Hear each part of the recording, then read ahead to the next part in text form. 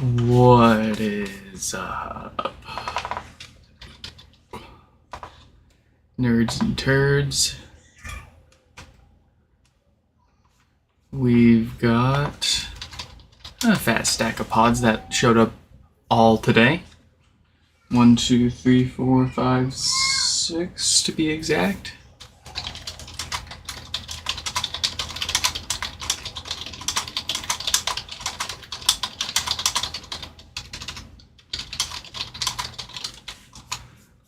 Let's get some emails shot out. Let's get some titles on the screen. Bada bing, bada boom. So first up is Kyle with no base. After that, we've got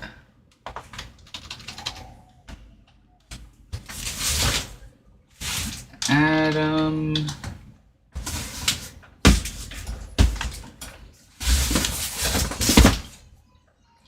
Carl, David, and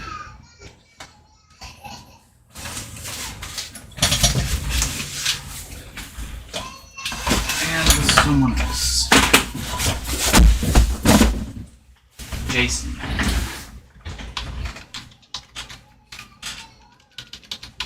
Okay.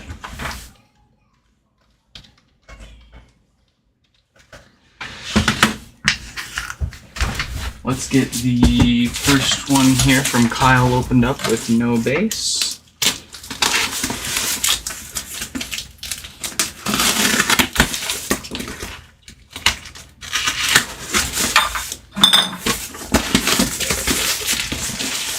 No base after a while of loud popping.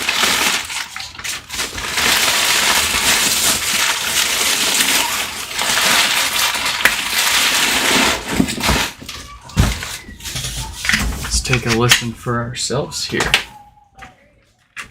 Don't mind the kid, she's just throwing her tantrum.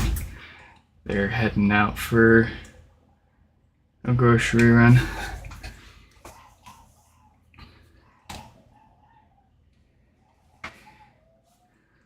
Oh, I bet, kid. I bet.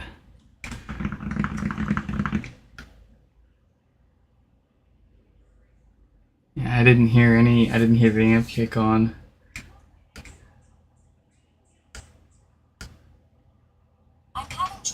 Oh yeah, nah, definitely no bass there. Can't smell anything, but that might just be doing a good job of sealing it up inside. Let's crack this open and see what we're dealing with.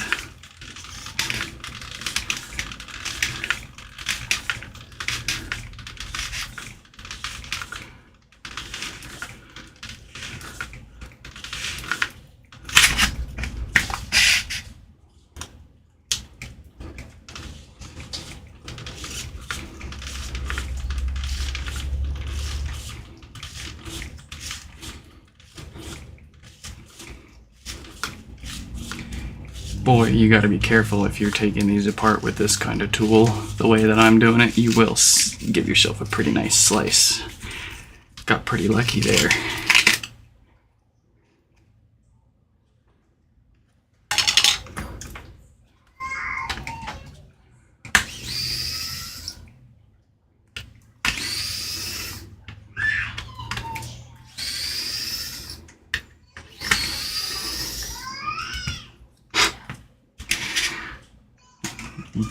Boy, does she talk back, though.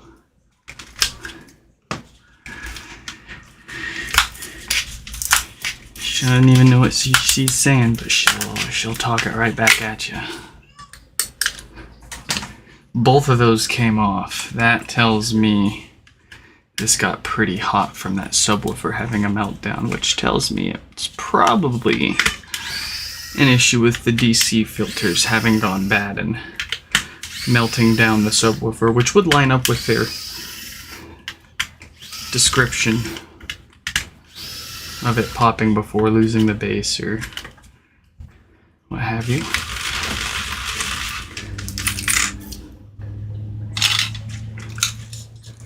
Yeah, I can see You see how it's like, this whole thing should have the same texture, but you can see it's kind of like got a dark circle in the middle. That is definitely a roasted subwoofer. So that's unfortunate. They're gonna need a new subwoofer, but that does mean we know exactly what went wrong and how to fix it. We'll have to spend a bunch of time trying to figure that out. I've only ever seen these subwoofers have a meltdown when the filters go bad and allow too much DC voltage through.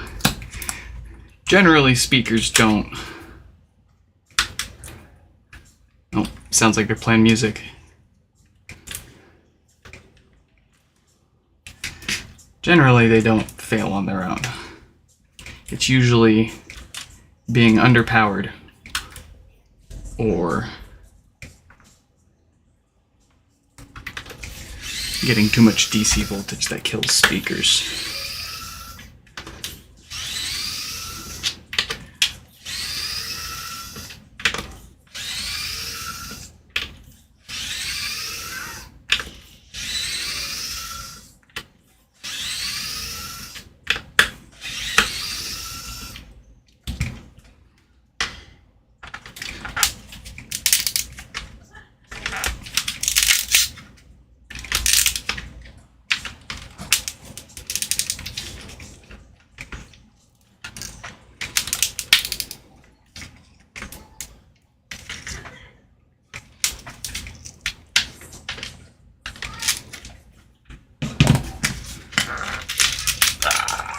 There we go.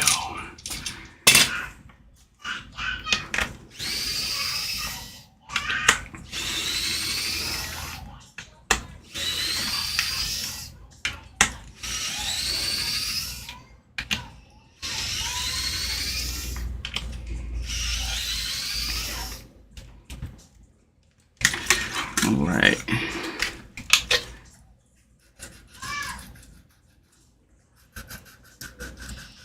Yeah, it should not sound like that. Let me grab a good one. We're gonna need it.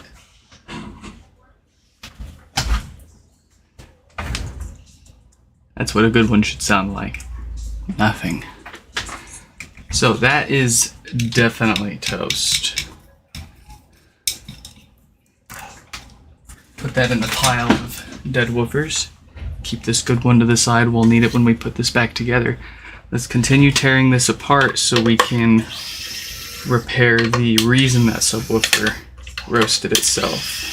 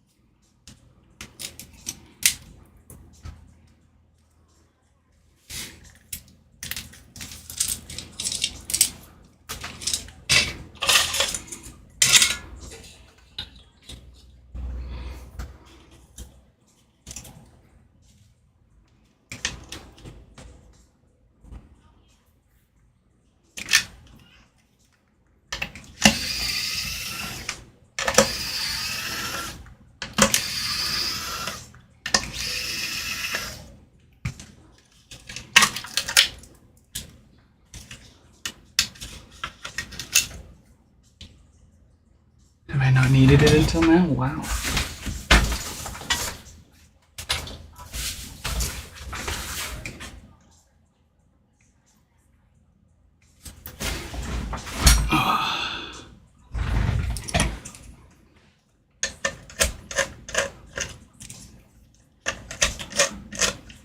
It's 10. Welcome back. You got your Epic server finally put together. Hell yes.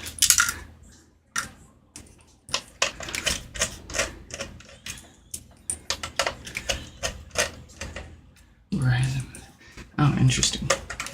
Well, hey, the way I look at it is you don't have the new EPYC Ryzen but with ECC and AM5 socket chips, but you do have an AMD EPYC server. And prior to you having your AMD EPYC server, you did not have either. So you're in a better spot now than you were before, and them putting the new stuff out doesn't make a lick of difference with what you already got. And that's how I look at things. Apple puts a new phone out and I'm like, that's cool. Can't wait to buy a used or broken one like 3 to 5 years from now and upgrade to that. Oh man, my local RePC e-waste center has a couple of Threadripper CPUs. They want a fair chunk of change for them, but still a fair price. A little more than I want to spend on owning something like that, more out of novelty than any kind of actual functionality by now.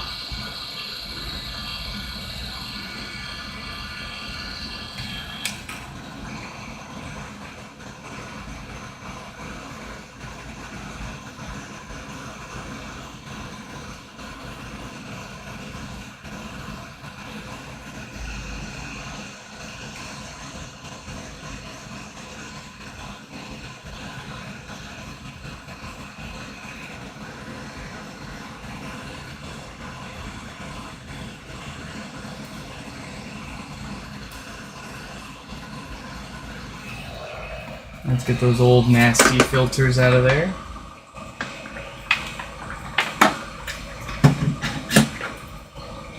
And get these pads cleaned up for some new ones.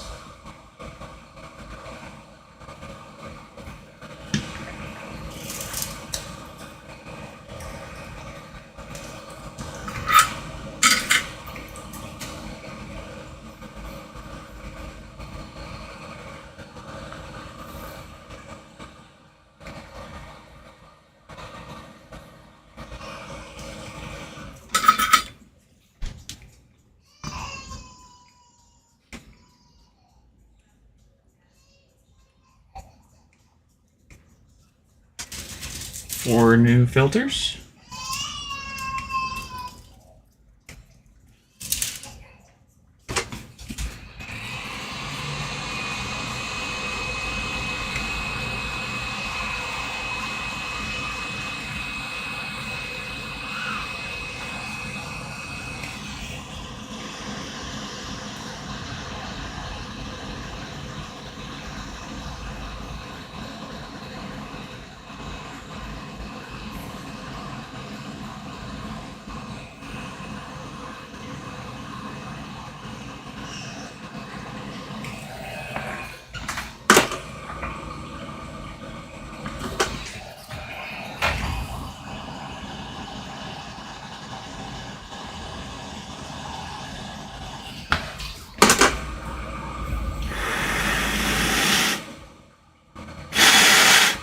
Beautiful. I notice a 48K dated diode. Let's get that replaced before it causes no power issues.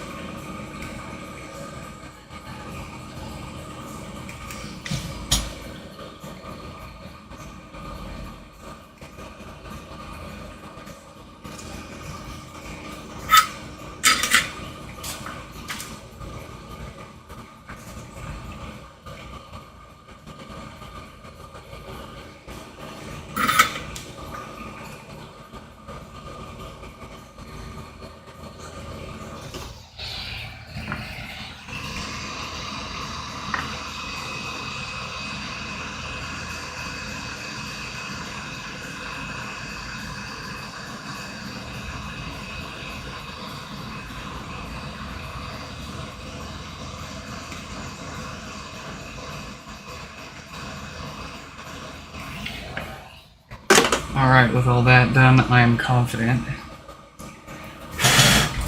that this HomePod's base issues and near future problems are all fixed.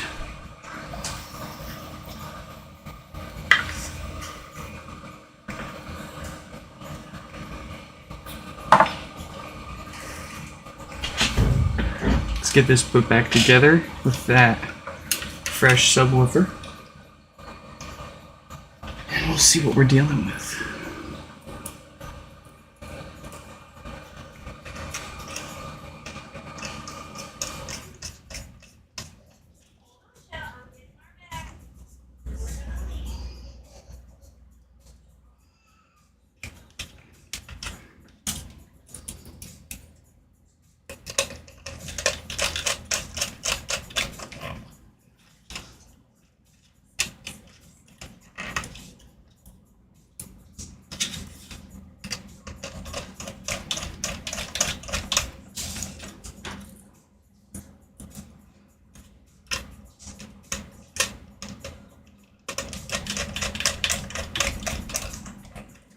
These screws want to dance with us.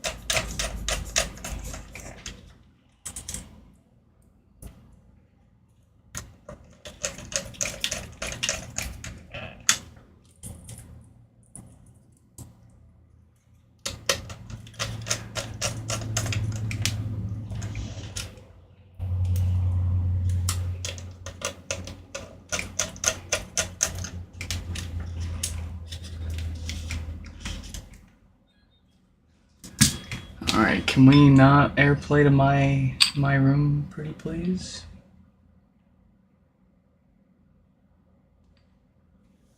Thank you.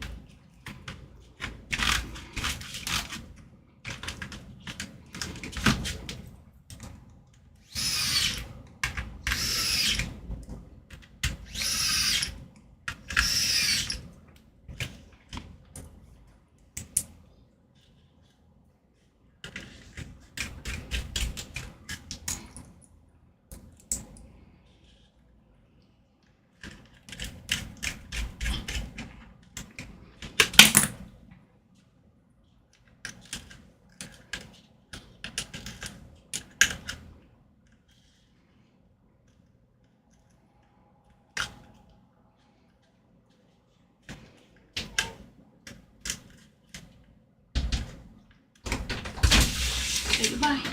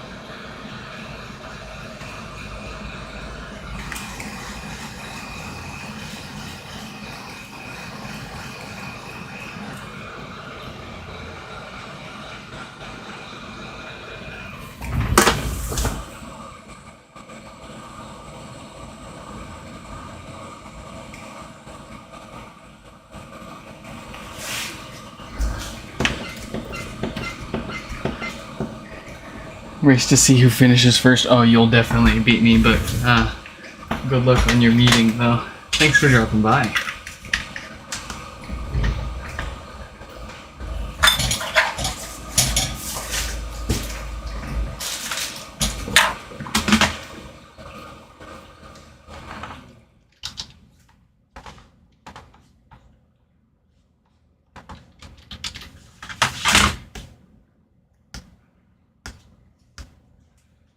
Alright, we'll let that think about its life choices.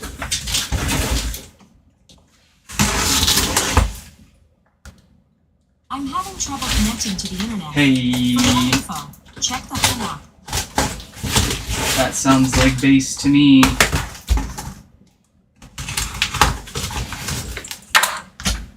I'm having Beautiful.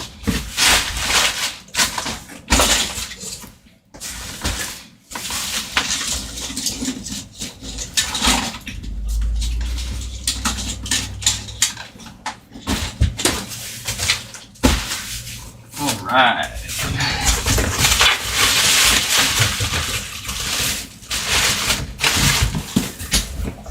We've now got Adam with no power. Let's get that up.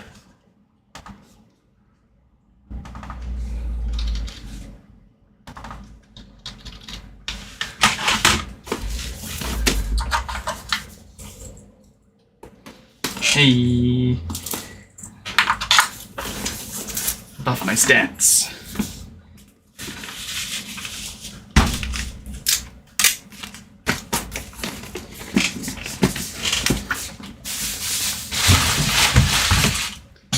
Let's see what we have got here. The usual couple of watts out of the wall, nothing on the top here. Let's crack it open and get it fixed.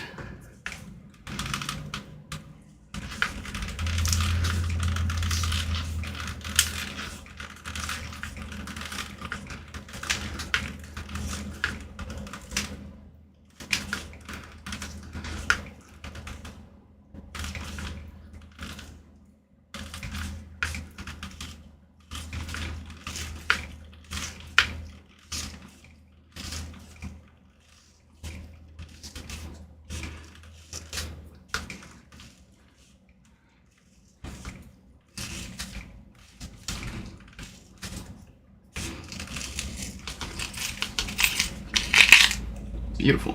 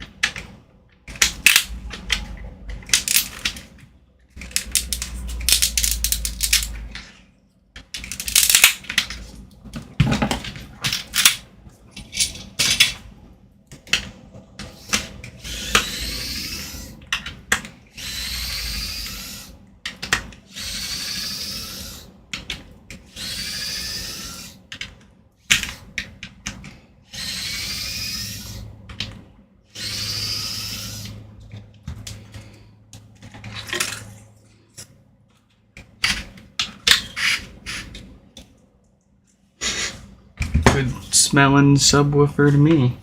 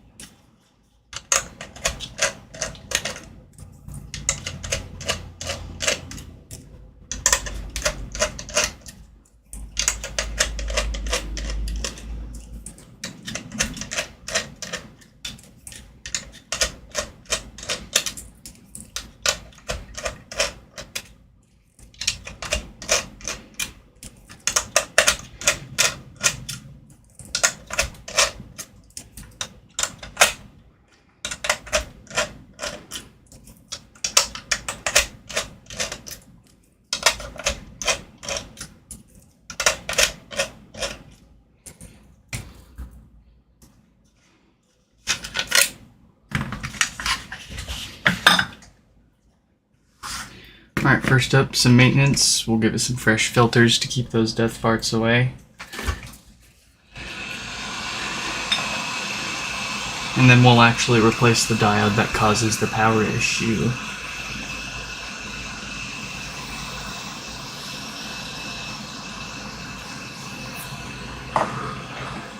Starting to see a lot of these capacitors that are being used for the filters in these HomePods. Starting to test fine, but fail in a matter of months.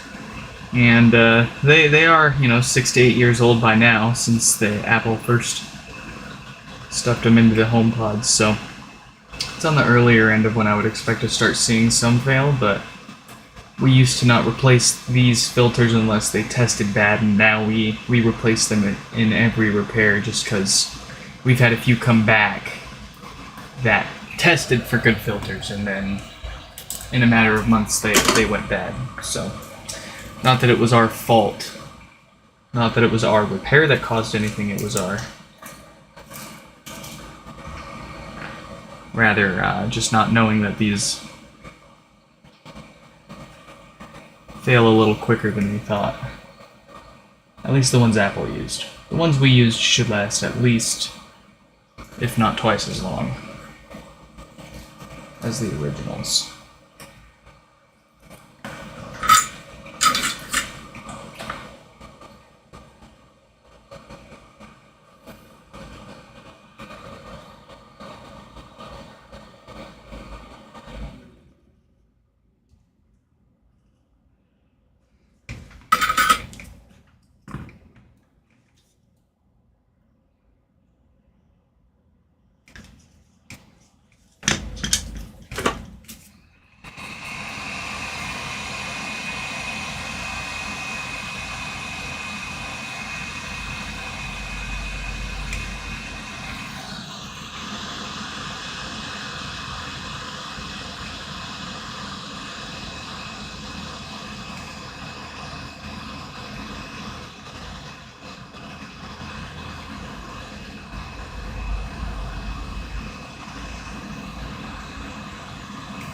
Beautiful.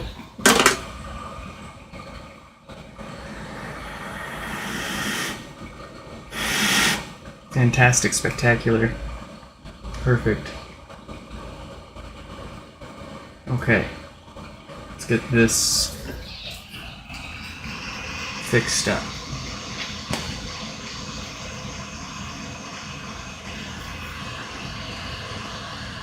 That is a 46K for those counting at home.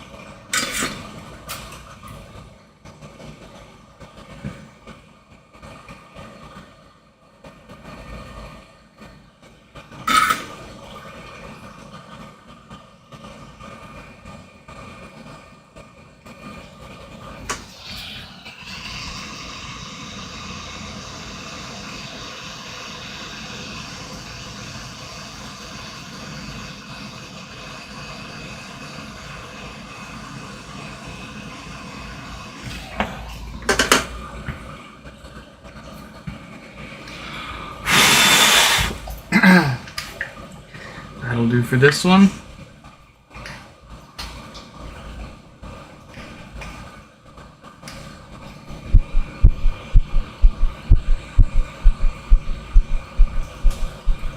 Let's get it put together.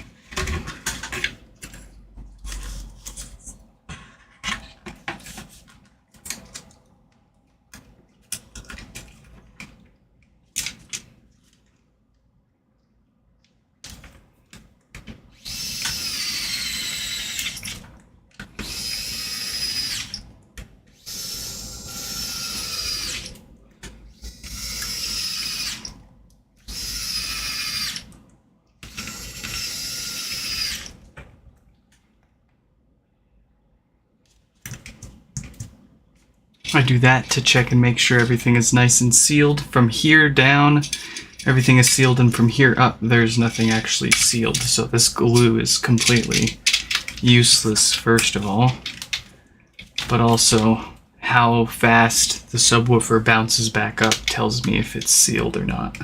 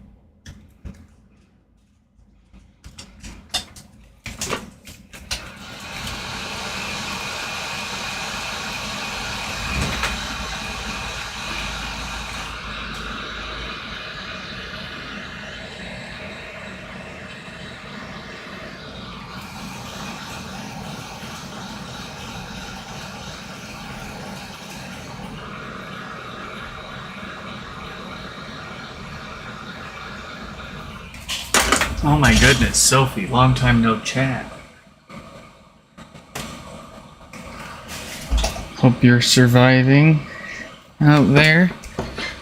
Unfortunately, nothing's really changed here. It's the same problems, the same fixes, and, you know, still no fix for the bricked ones, of course.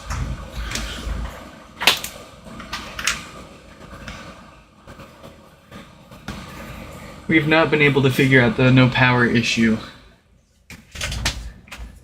If we have time today, we're gonna take another look at that second gen that we've got with no power.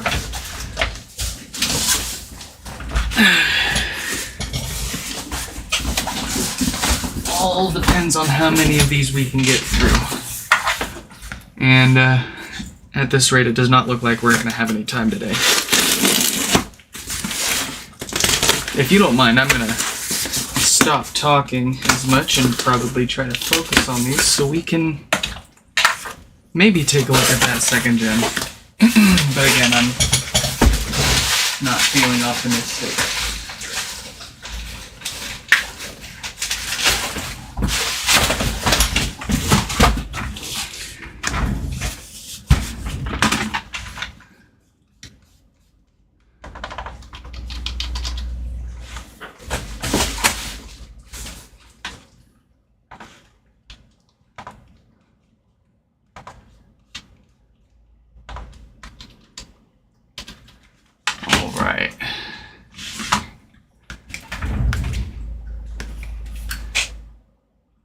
Getting annoying, you're taking my time.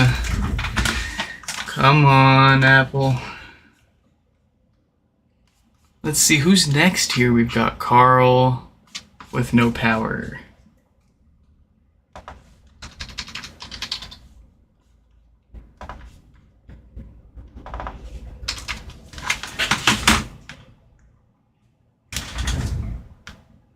Alright, I'm gonna factory reset you later.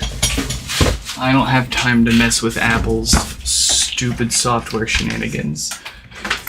For now, we're gonna move on to Carl's HomePod here. It's also got no power. It's got 4 watts of power draw at the wall. So let's crack it open and get it fixed. See if we can't set a personal best record without slicing our hand open.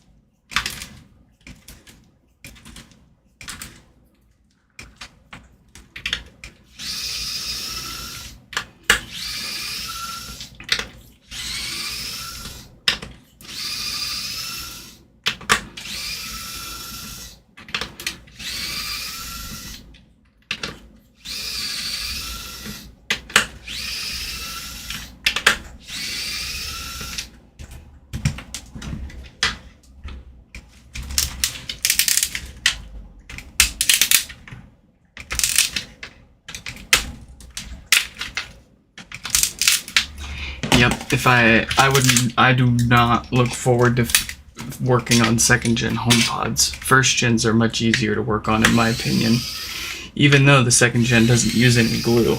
Like Sophie pointed out, you gotta cut those drawstrings. Some people say you can glue stuff to the ends of the drawstrings to keep them from sliding out so you can reuse them, but I don't see how that would work because you would still need to be able to pull that extra length of drawstring through. If you tied more to the end of it and made it longer, you'd still need to pull that length through the rim of the mesh, which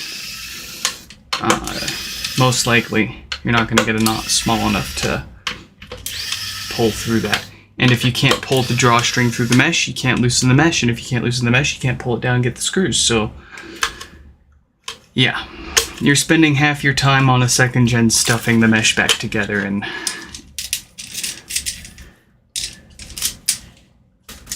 good stuff.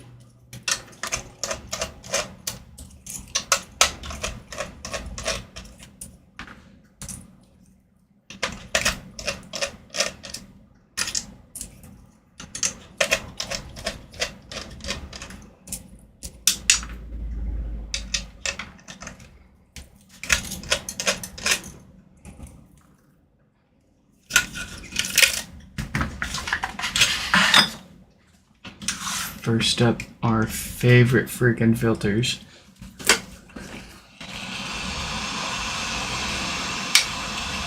Just a little bit of maintenance, keep those death farts away. Had enough of these coming back to us after the filters tested good, so we didn't bother replacing them. Lo and behold, they go bad pretty quickly when they go bad.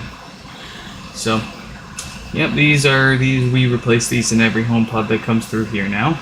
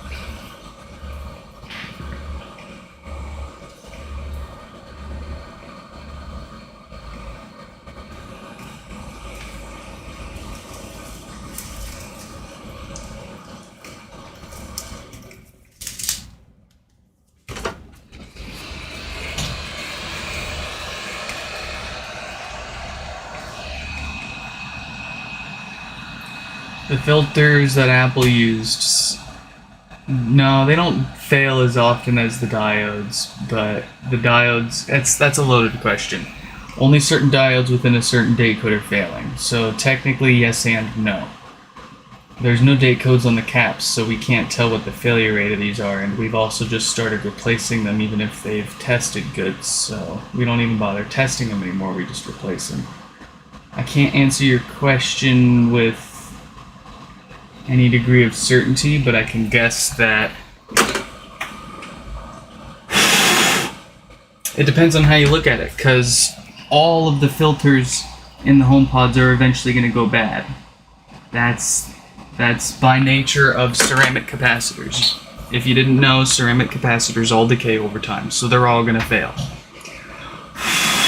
In that regard, the filters have a way higher failure rate. But if you do not consider the natural decay of the filters going, dying over time as a failure per se, then the diodes definitely fail much more often.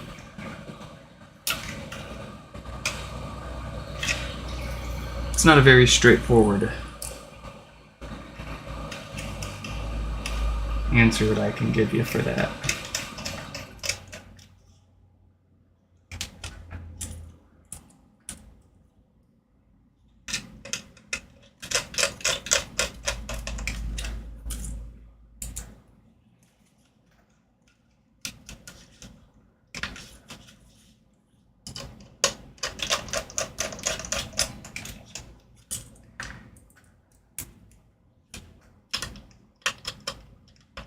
Also, considering it only takes one out of the 4 filters in the set to go bad for them to all act up.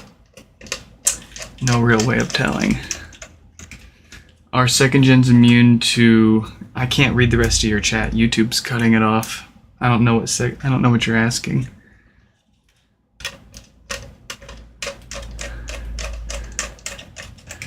Oh, our second is immune to any of those issues. Apparently not.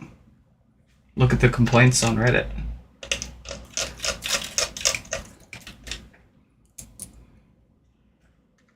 Starting to get... I mean, you said it yourself, second gen HomePods with no power. It's not the same thing failing causing no power.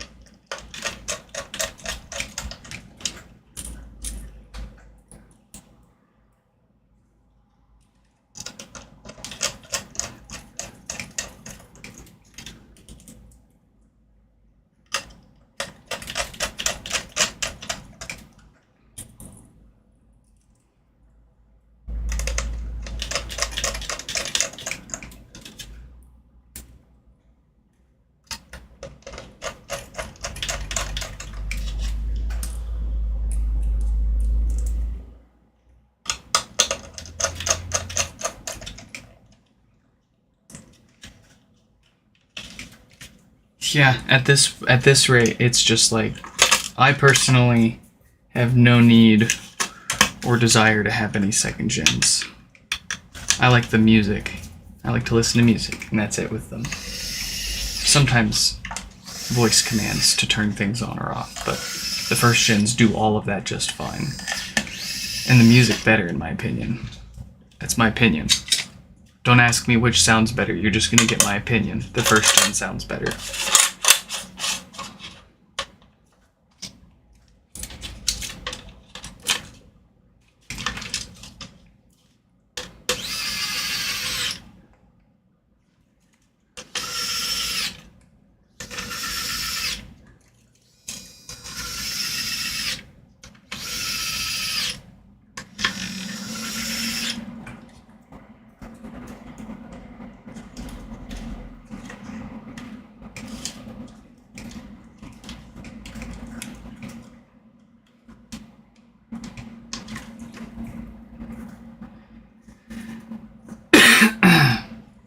Ooh, excuse me.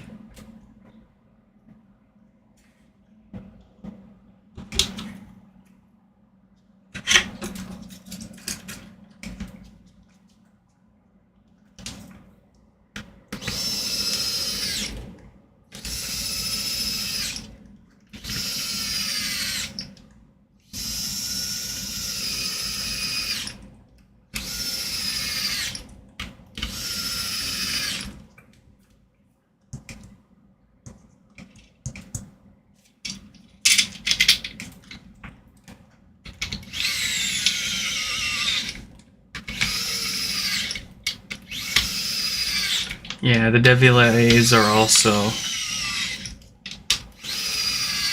orders of magnitude higher in price.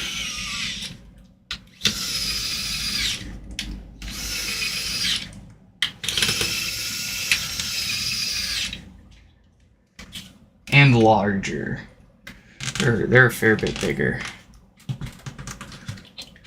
Not really a great comparison, but not a totally unfair comparison to make either.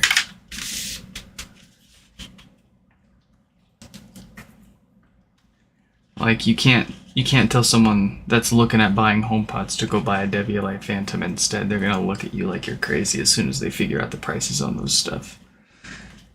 But I would love to get my hands on a broken one. see if we can fix it up.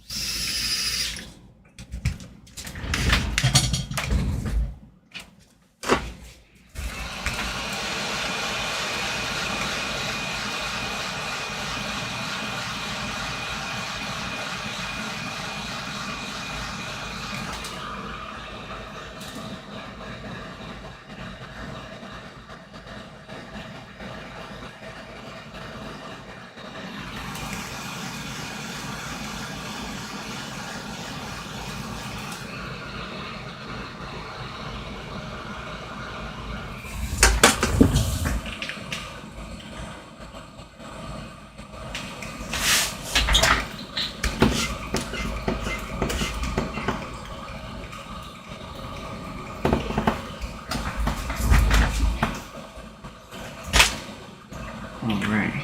Really? You were underwhelmed with the base?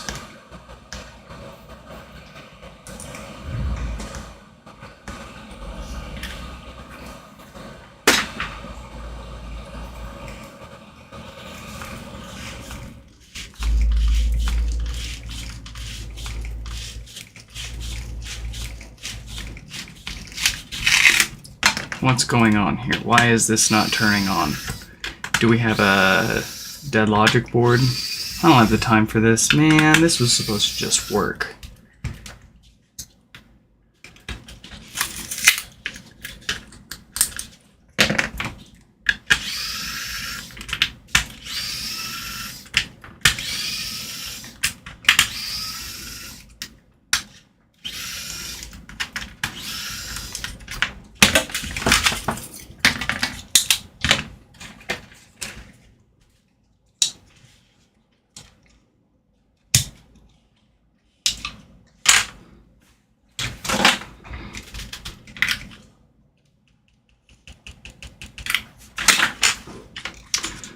What did we mess up? What did we mess up? This is not the stream that I can afford the time for me to mess up.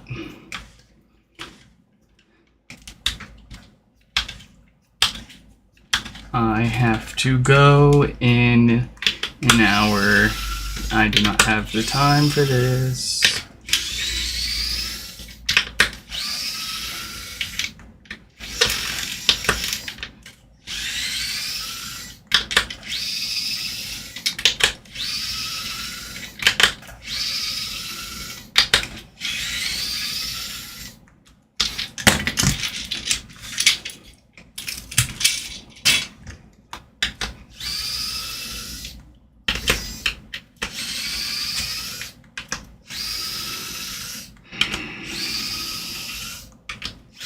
Can you tell I'm happy that I'm doing this right now? I mean, it's kind of our fault. We could have avoided it by testing it before putting it all the way together, but at least 9 out of every 10 of these work as soon as we put them back together. But that's why we test them.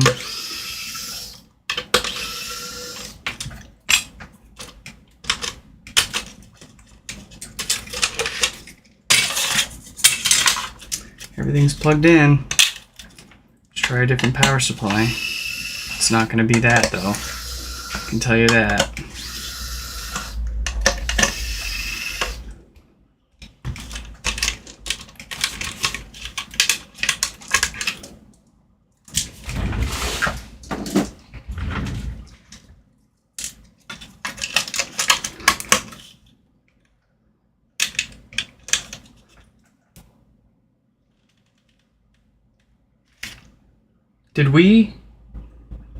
Did we even fix this, or did we straight up like, oh man, I am all over the place today. Check this out. What did we do? Did we like take this halfway apart and then start putting it back together? Without even fixing it? Because that's an original diode in there.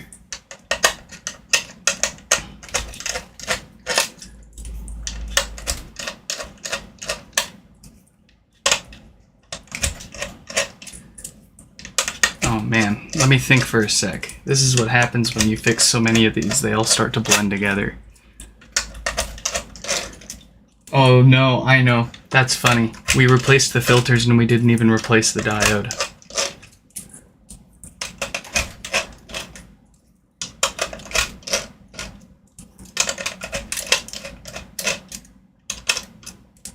That's absolutely hilarious.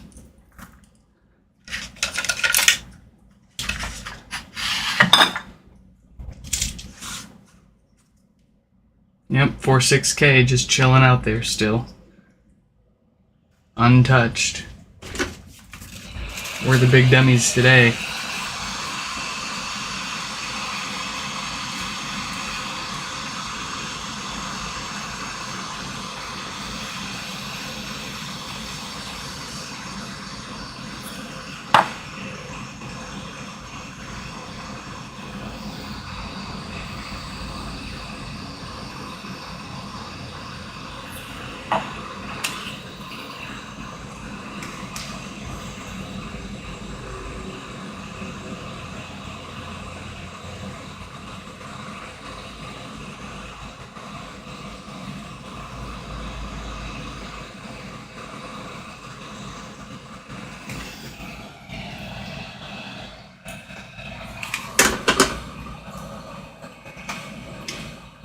Would you believe if I told you that's not the first time I've done that? We've probably done that 2 or 3 times in the past where we've taken the HomePod apart and put it all the way back together again without actually even touching anything, and then we've wondered why it wasn't working.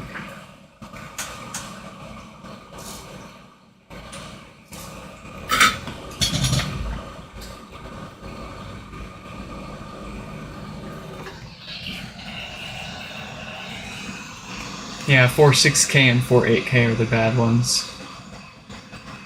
The only 2 out of the dozens in use out there.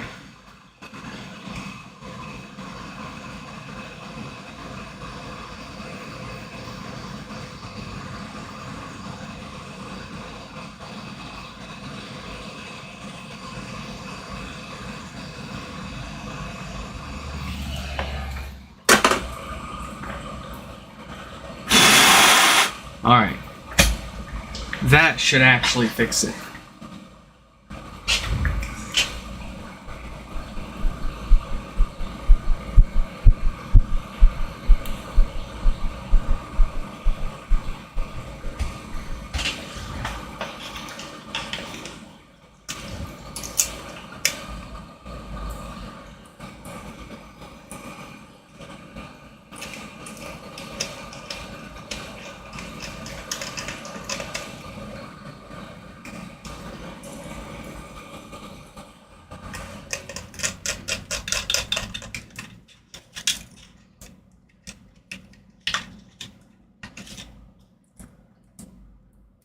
Let's try this again.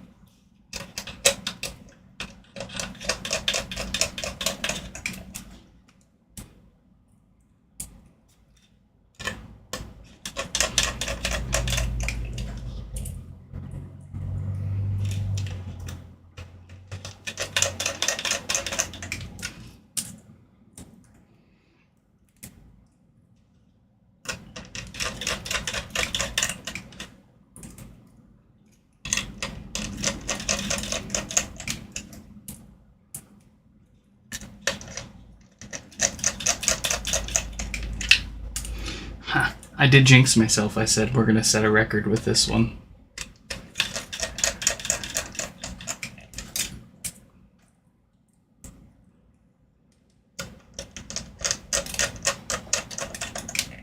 Just kidding.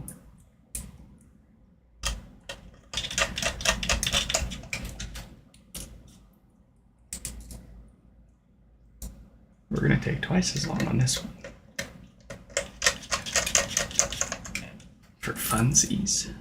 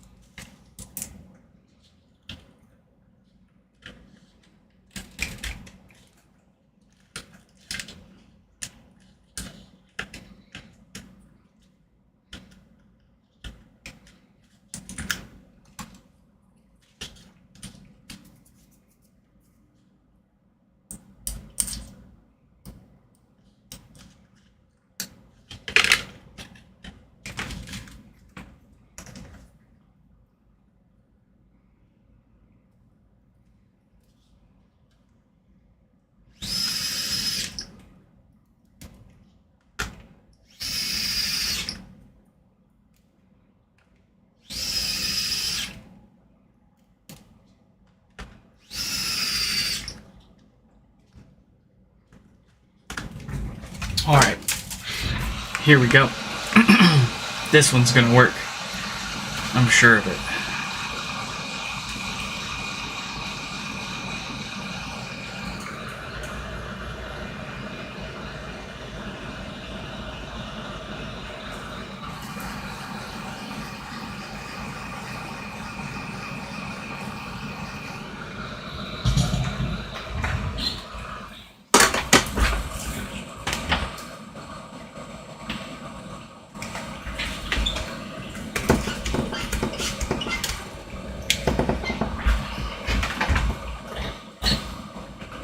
Bada bing, bada boom.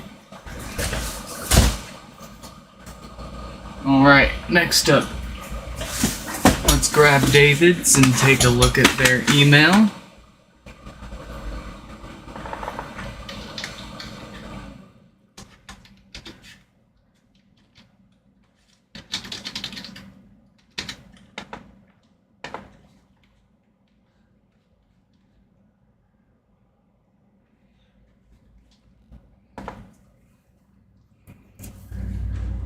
Actually, we won't be able to do that one today.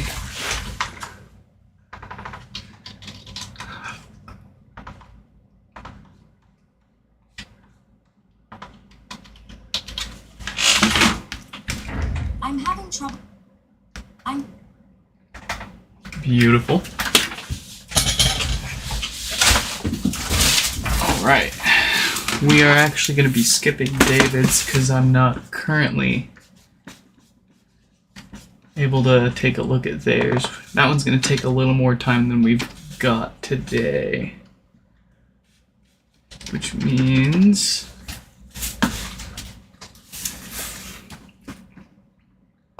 we're going to look at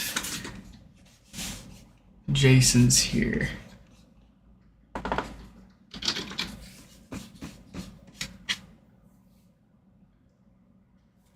They said it was popping for a while, and then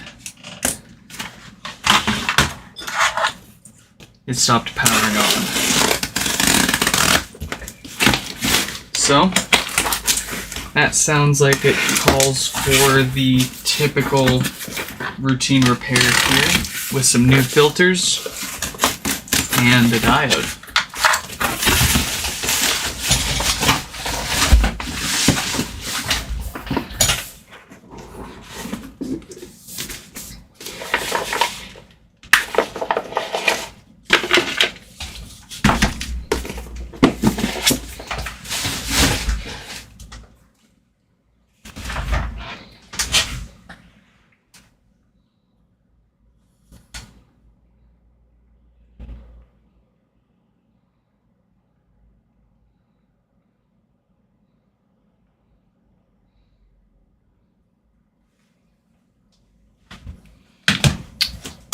See what we've got here for Jason.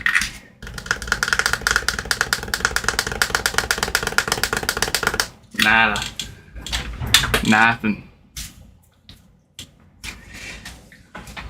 This is the last full-sized HomePod that we've got today. After this one, we've actually got, it looks like an amplifier board. Oh no, I think those are, I think we've got a pair of headphones that somebody sent in that they want us to try to repair. Not Apple earbuds, but some other brand that they paid good money to have custom fit, and the batteries went kaput. So we're gonna see if we can fix those up for them.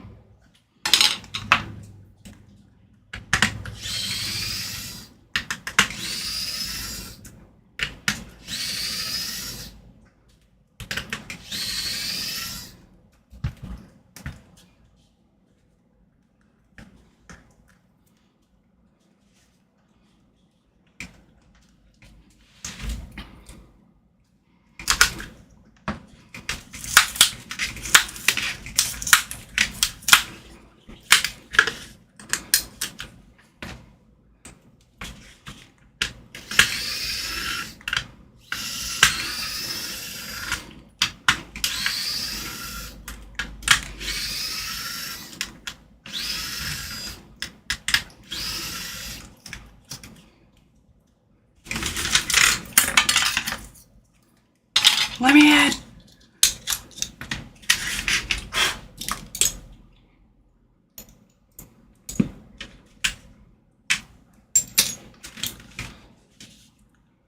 Actually, after this one, I think we will take a look at David's HomePod.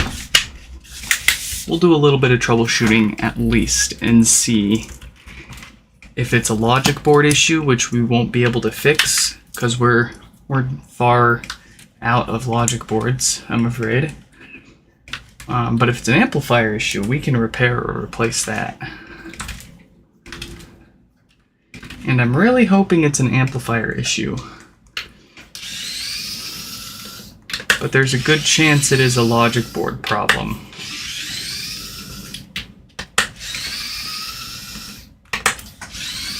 As for this one though, I'm sure that their popping prior to the power issue was the usual bad filters, and then the power issue itself was just that typical diode.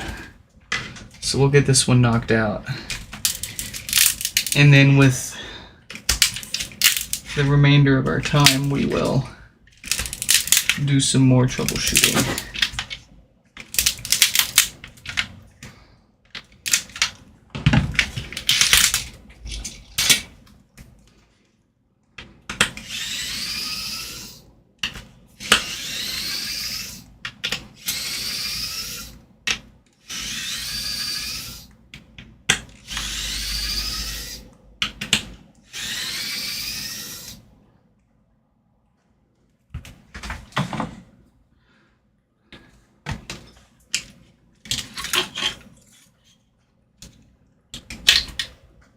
Subwoofer is free.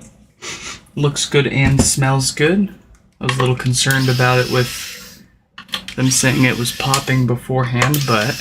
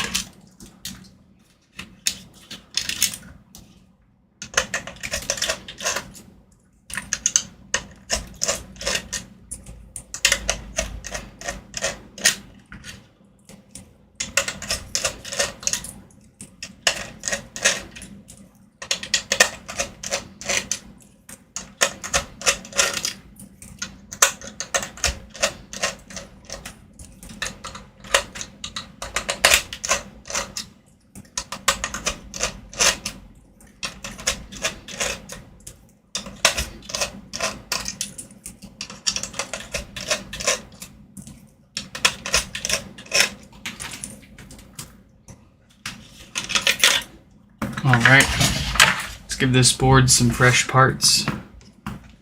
First up, those filters for death farts.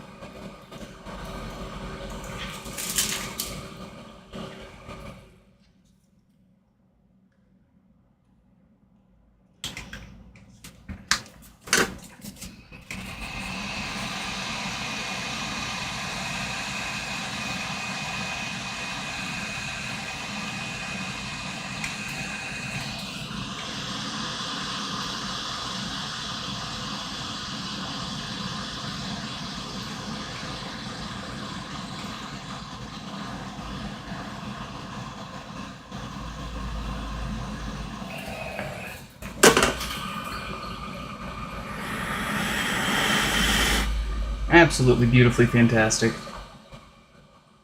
New diode time. Here we go.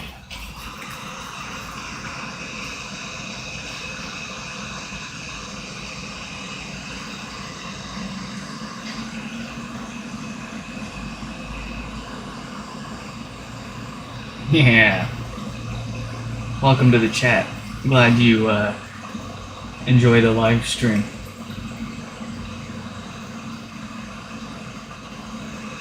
We've basically done the same thing on our live stream here thousands of times by now over the past 2 years. But I'm glad people still tune in and enjoy it.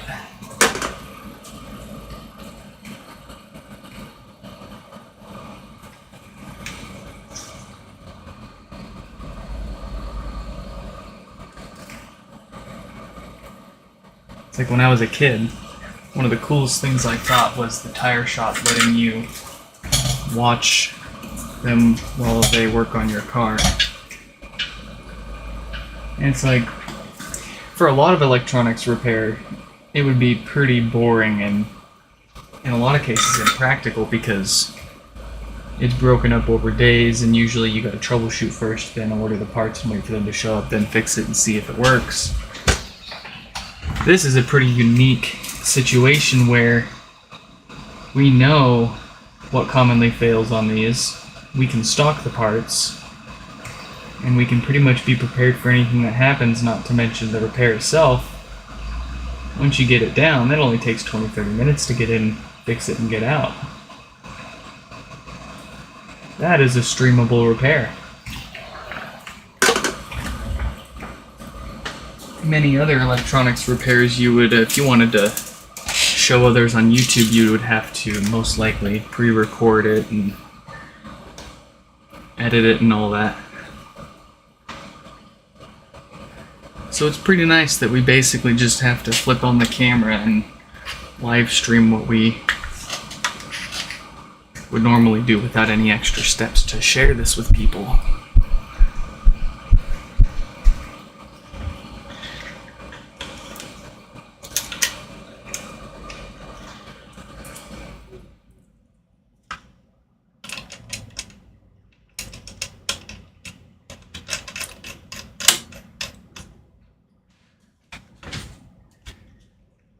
I have a few examples of some things I repaired at the bottom of my website, but just to give you rattle off a few things, we did the Juve red light portable therapy device, which was really easy actually. It just needed a new battery, and they requested that we put a plug on the battery so they could unplug it and replace the battery in the future if they need to. There were a few Xbox Elite Series 2 controllers that were sent in to us for some stick drift. Those got replacement potentiometers and mod pads that allow you to correct any future drift. We've worked on a few older laptops. Pretty much anything you can think of there. Had one of my coworkers have me replace their battery in a Surface laptop.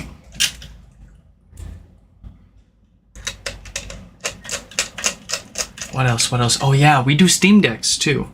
Yeah, we do shell swaps on the Steam Deck. And we had someone send a Steam Deck in that wouldn't power on. That was an interesting one.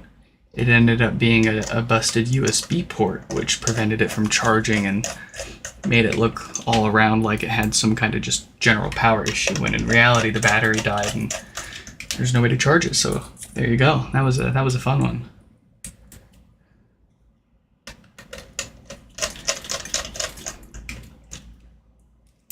Generally, what I tell people is if there's a shop out there that specializes in fixing what it is that you've got that you need fixed, your best chance is going straight to the specialty shop.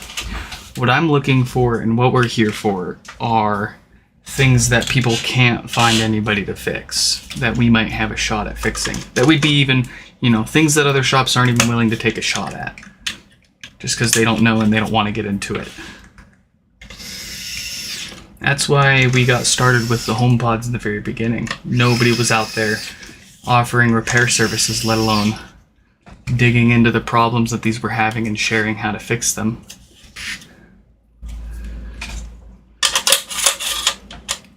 Everybody thought all the issues at the time were quite irreparable. And granted, some of them still very much are, but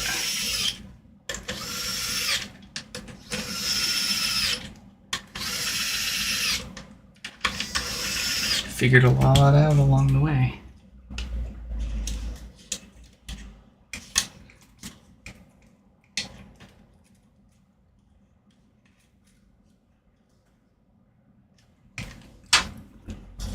This is absolutely not my full-time job. This is what I do whenever I have the free time to do it.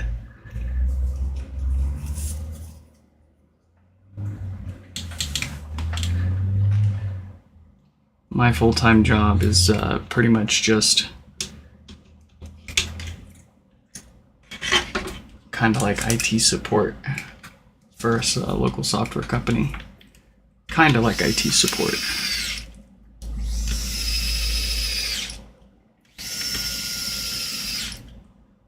Nah, I don't have a Facebook. I got my website. I got my YouTube.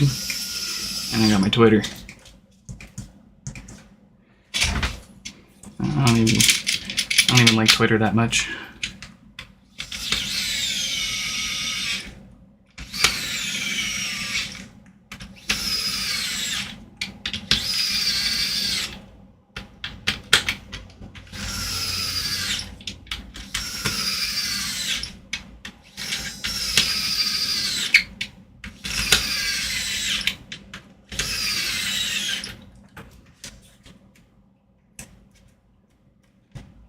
We've replaced the diode in this one, right?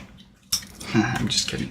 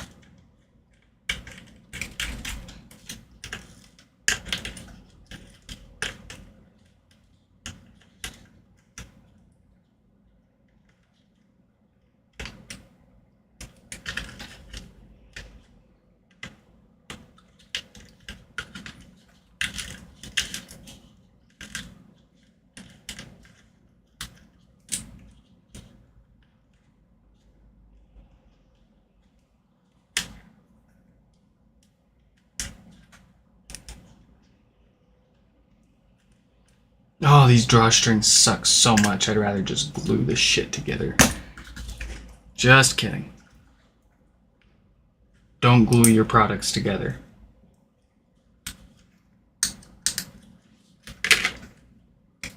It is interesting how they came up with the whole drawstring mesh design to conceal a couple of screws instead of...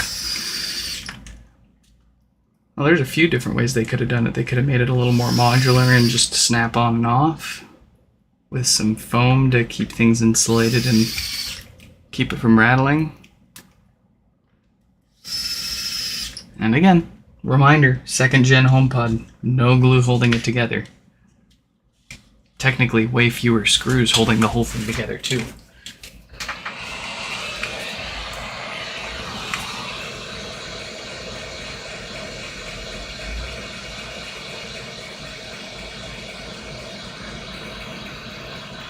Haha, yeah, Gear. I'm sorry if that's not how you pronounce your name, but I'm gonna say it like that. No, it's funny. I jinxed myself when we were taking that one apart, saying we're gonna go for the fastest run.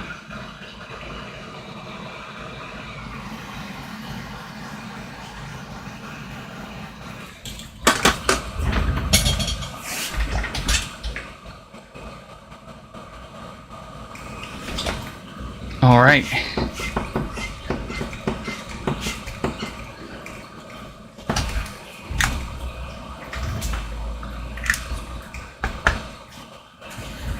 We used to test them after we did the repairs before we put it all the way back together, but that was primarily actually to see if the filters were still good or not.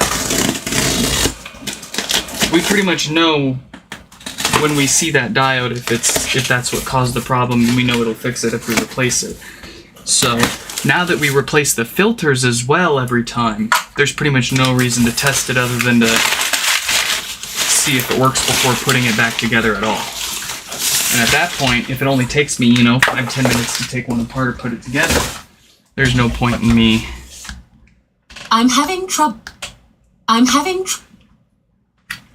spending the time to put it halfway together to test it. It's a bit of a balancing game of where can I save time where I don't lose too much time if I have to back up and go back. Alright, so this one is David's.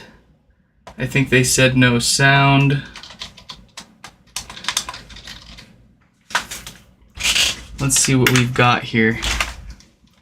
So plugging it in straight away, it does not appear to be factory reset. Let's go ahead and try to factory reset it.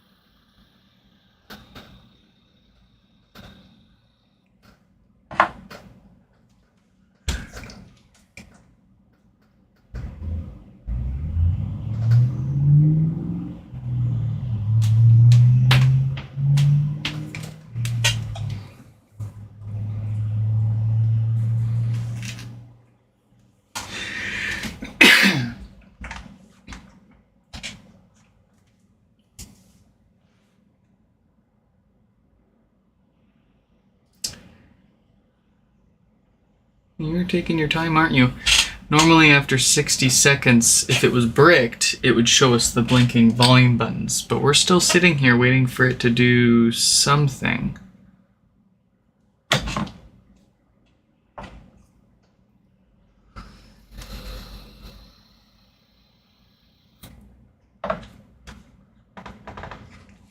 Oh yeah, I'm sure David is already in here, but I'll go ahead and send you the email anyway so you've got the link to watch. Wow, that is really taking its time, huh? So I feel like this isn't a no sound issue. I feel like this is a boot issue. Because if we sit here, this is never going to go away, which indicates it's never completing the boot up. It's just sitting there trying to boot. Akin to like a boot loop, but it's just not looping, it's just kind of hanging there. The reason why David would describe it as no sound is because what he does is he plugs it in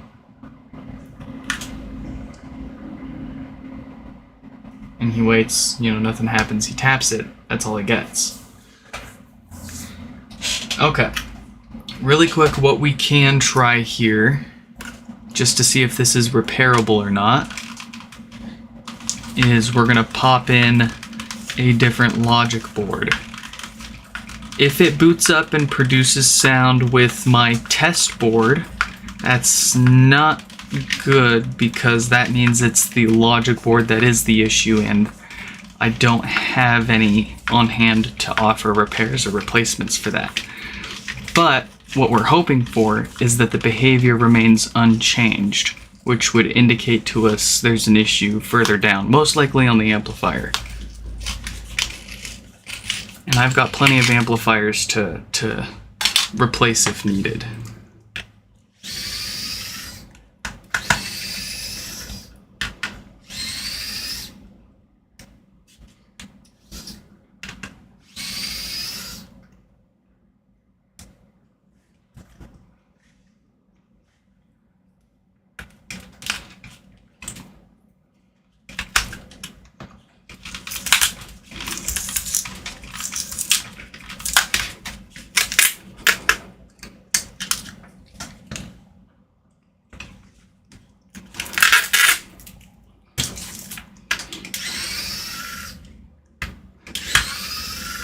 I've got one other logic board that I've ever seen behave like this, which makes me think it's not.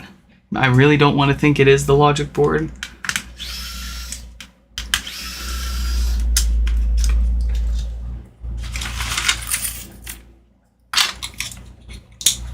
But here we go.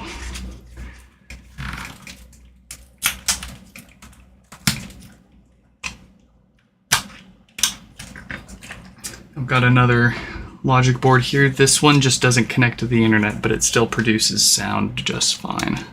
So great for testing. If I plug it into a HomePod that fries it, no big loss, right? The logic board already barely worked as it is. All right, so it's booting up.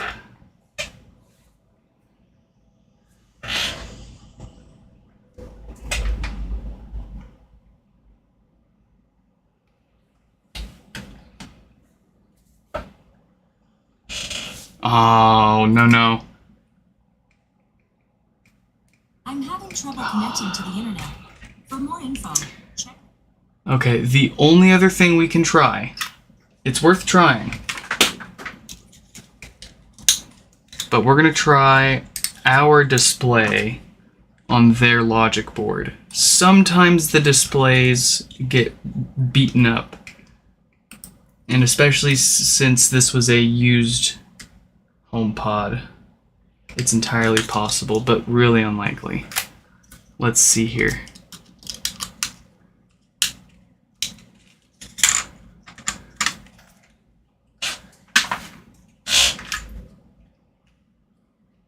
I'm gonna look around their display while we're waiting for that, but I'm afraid the display looks okay.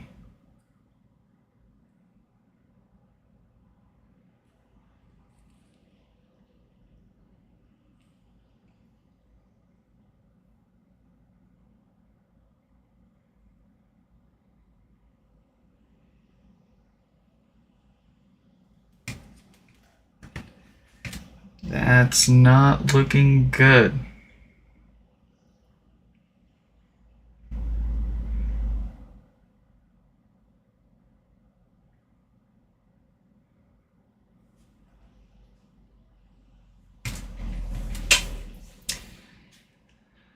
Yeah, I'm gonna call it. That is unfortunately a bad logic board. And that's about all that we can do with that. We can't even try to restore the software on this, even though I don't have my dongle here, but if you remove the rubber foot on the bottom of this, it exposes the debug pins, and you can, I've got a dongle that plugs right into it and gives you USB. You can plug that into your computer, and Finder gives you an option to restore the software on these HomePods, but Apple still blocks access to the software file to actually restore with. So that is unfortunately a no fix for this one here. We'll go ahead and set this to the side, and we're gonna poke around this second gen here for a few minutes. I can't remember whose second gen this was. Yeah, Jeremy.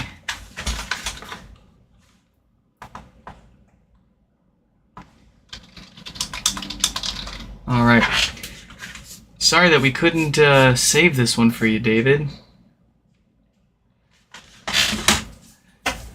Oh, before you buy, and this goes for everybody, of course, if you are looking at a broken HomePod and you're interested in whether or not it's even fixable or not, how much it would be to fix, I'm not going to snipe HomePods that you send to me. If you want to email me a link to something that you're looking at just to make sure if it's a good buy or not, you're welcome to shoot me a link, an email with a link, and I'll let you know. Typically the ones, if you're looking for broken ones to get fixed, the ones that you're looking for are no power at all. You don't want any lights or any kind of signs of power at all. Death farts or bass issues are the other good one. Those two are almost always repairable. The ones that you want to avoid are the ones, of course, with blinking volume buttons, no sound at all, like no sound, like it lights up but it doesn't produce any sound, and ones where the seller is vague with the description or doesn't make it entirely clear what is or isn't wrong with the HomePod. They need to be able to accurately describe whether the thing even lights up on the top or not, because I am getting super sick of all these people buying these broken HomePods where they were described as no power, and then they get them and lo and behold, it powers right up to blinking volume buttons. When will people learn the difference between something that powers on and something that doesn't? It blows my mind. It's either malicious or ignorance. I don't know. Best to assume it's out of ignorance and not malicious intent, but still, like, it's eBay, so it's hard to not think otherwise. Anyways, oh yeah, and to that, if you do end up wanting to purchase a broken HomePod to get fixed, if you're doing it on eBay, during the checkout process, put in our shipping address. Don't purchase the item on eBay, pay for it, and then message the seller after the fact asking them to ship it somewhere else. That is against eBay policy. What is perfectly supported and fine, and what they tell you to do if this is what you want to do, you put in our shipping address when you're checking out. Don't ask the seller to change it after the fact. And that'll save you a couple bucks on shipping. Then you don't have to pay to have the broken HomePod shipped to you, then you ship it to us, then we ship it back to you. Oh boy. So yeah, here's our second gen HomePod again. We need to, I think, see, so last time we poked around the whole board and tried to find any shorts. We didn't see anything. The power supply is good. We know that because we tried with a known good power supply and it still didn't turn on. We know that our Schottky diode over here is still good. We're not actually even getting any power out of it, or power to it. And our step-down converter over here isn't getting any power either. So let's look at where the power supply connects. That's right over here. And let's take some measurements, I suppose. There's not a whole lot that we can do here. I'm running out of time. We only got like 25 minutes left here. But we're going to poke around a little bit.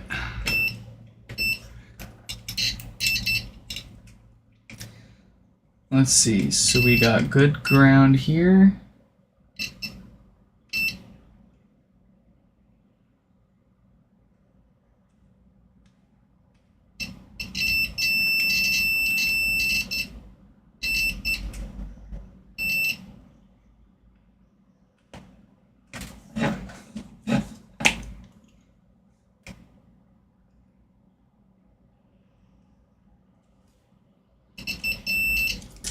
Everything just checks out fine and dandy.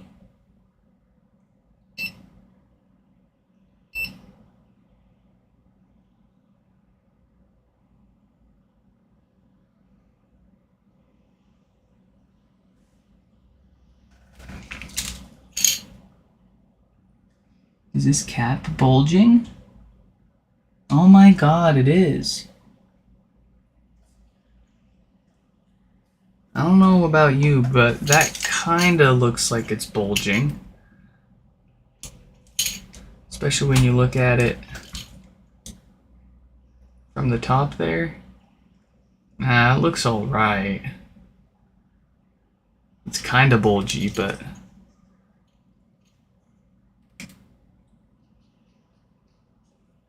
not totally convinced yet.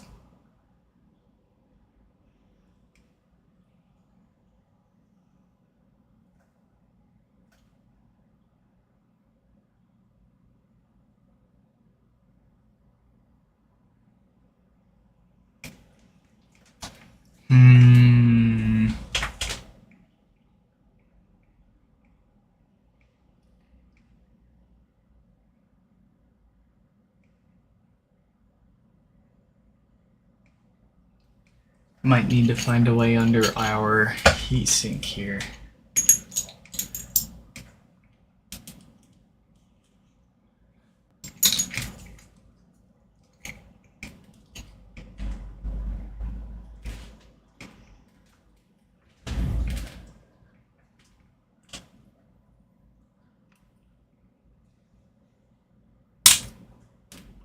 Haha! Got it off.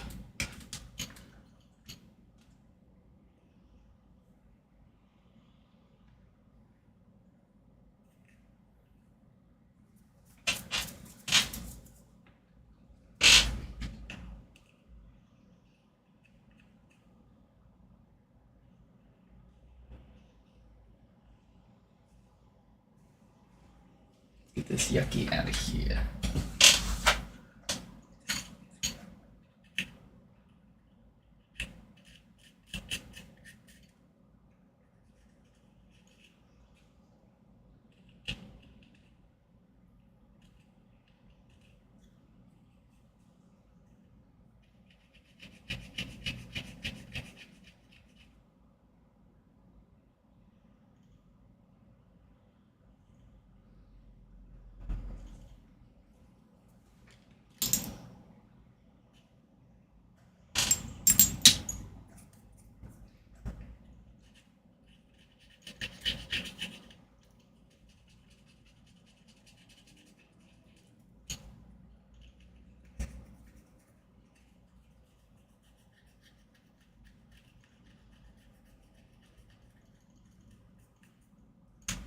Okay, well, we got the amp cleaned up. Nothing looks bad here either.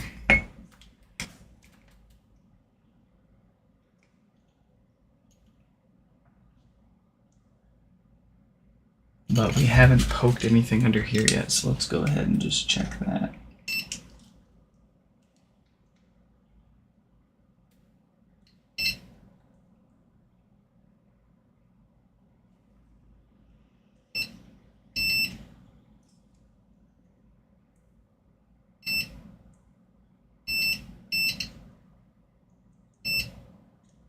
Yeah.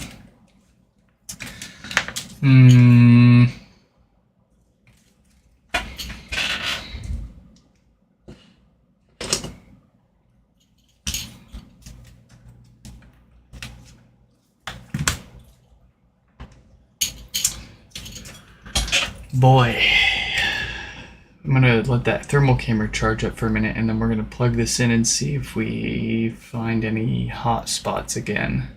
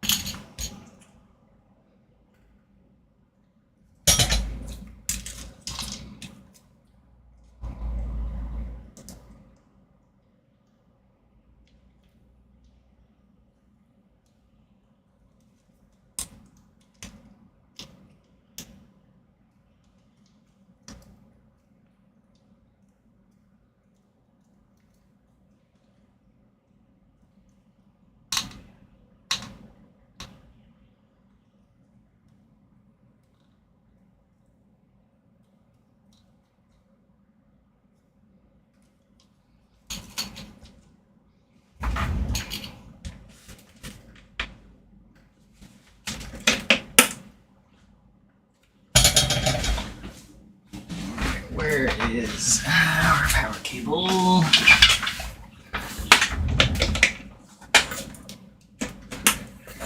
Yeah, everybody who stuck along for the long haul gets some extra bonus HomePod 2 content.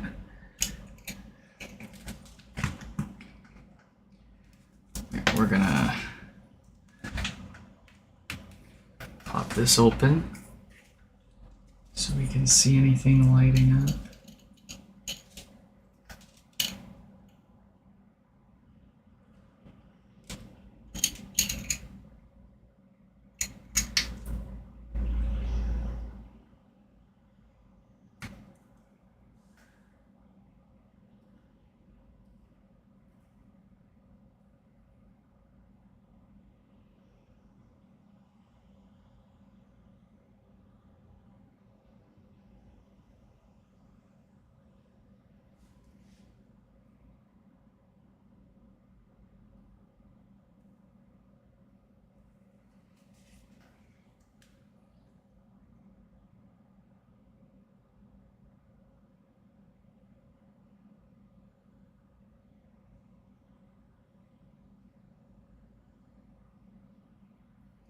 This is the step down on the power supply is getting hot, but nothing on the amp itself is getting warm.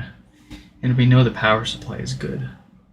The other one was doing the same thing too, it was getting hot in the same spot. Can we measure anything here?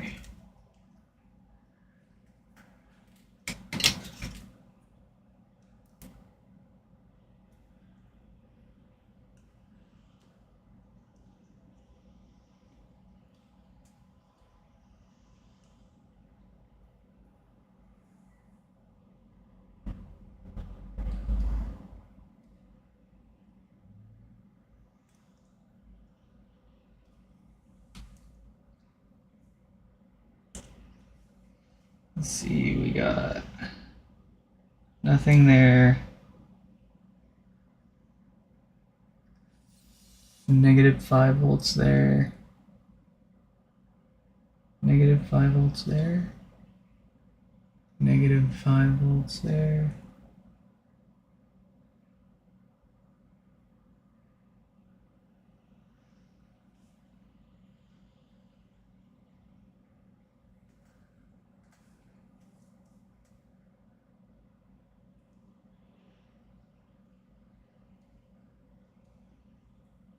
So we're getting... Oh, did my camera die? Why did my camera die? It's not overheating, is it?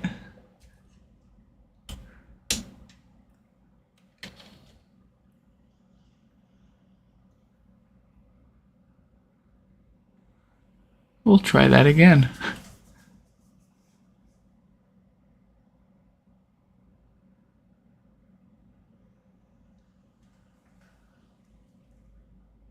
Oh yeah, my camera's getting too hot. That's weird. It should not be getting that hot. It's not even a hot day today.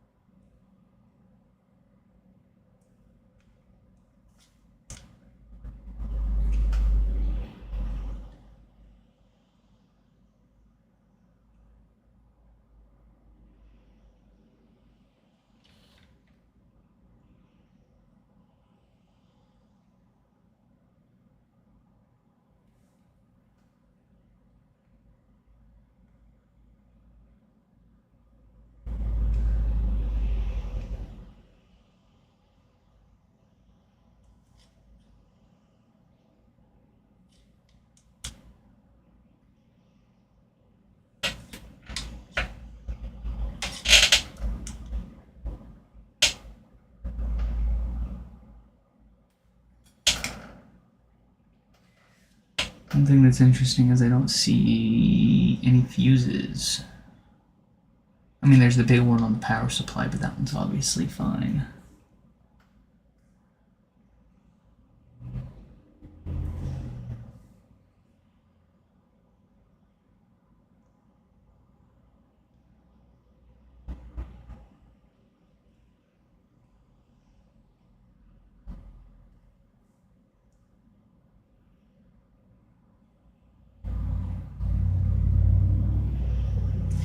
Huh. Yeah, man, there's just no signs of life past the power supply, which makes no sense.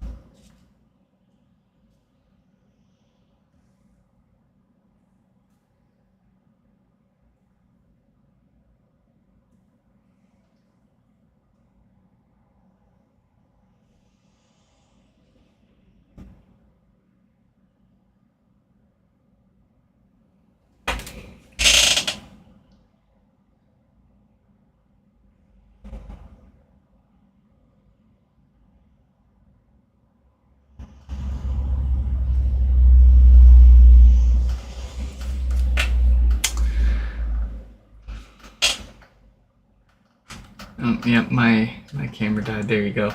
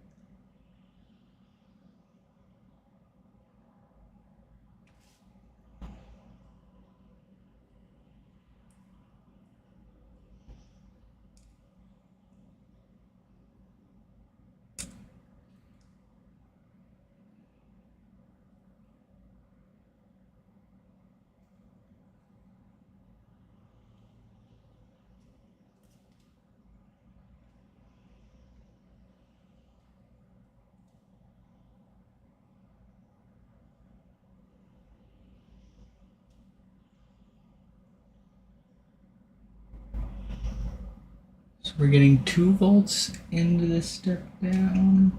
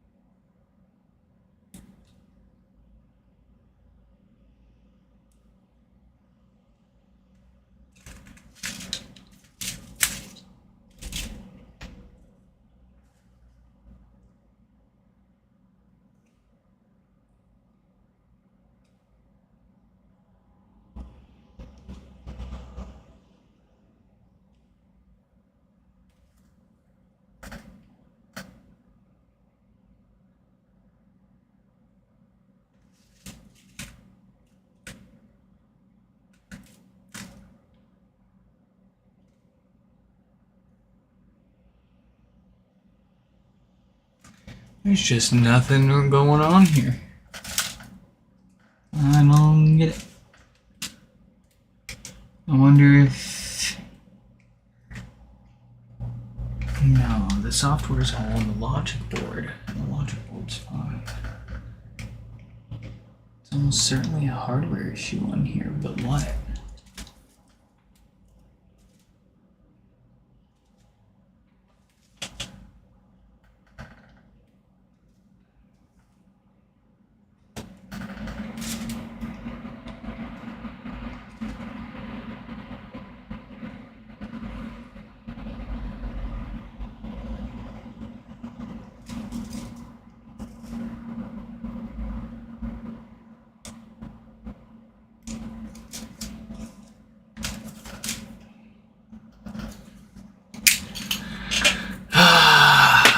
Well, folks, the camera's dead.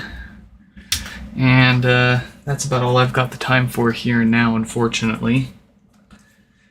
But we did get quite a lot fixed. So I hope you all enjoyed this live stream repair, and I